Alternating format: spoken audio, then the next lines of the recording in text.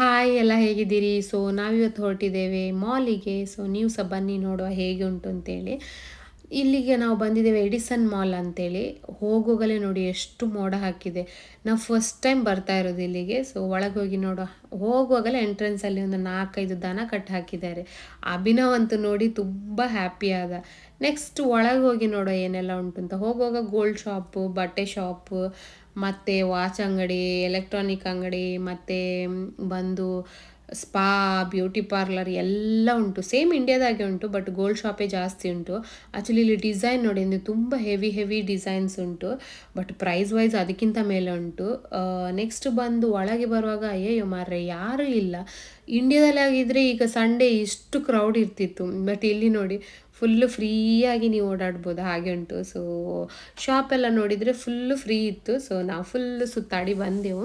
Price ತುಂಬ heavy ಉಂಟು, but ನೀವು ನೋಡಲಿಕ್ಕೆಲ್ಲ ಹೀಗೆ ಫ್ರೀಯಲ್ಲಿ ಹೋಗಿ ಬರ್ಬೋದು. ಸೊ ನಾವು ಜಸ್ಟ್ ವಿಸಿಟ್ ಕೊಡುವ ಅಂತೇಳಿ ಬಂದೆವು.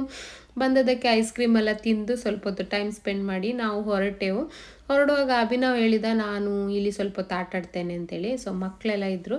ಸೊ ಅವನು ಸಹ ಸ್ವಲ್ಪ ಹೊತ್ತು ಟೈಮ್ ಸ್ಪೆಂಡ್ ಮಾಡಿದ. ನೆಕ್ಸ್ಟ್ ಪ್ಲೇ ಸ್ಟೇಷನ್ ಅಂತ ಹತ್ತಿರವೇ ಉಂಟು.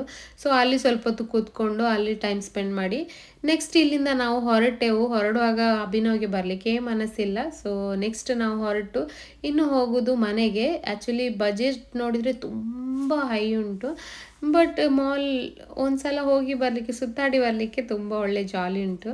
ಸೊ ನೆಕ್ಸ್ಟ್ ಬಂದು ನಾವು ಹೊರಟದ್ದು ಮನೆಗೆ.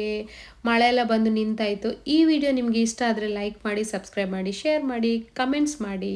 ಬಾಯ್.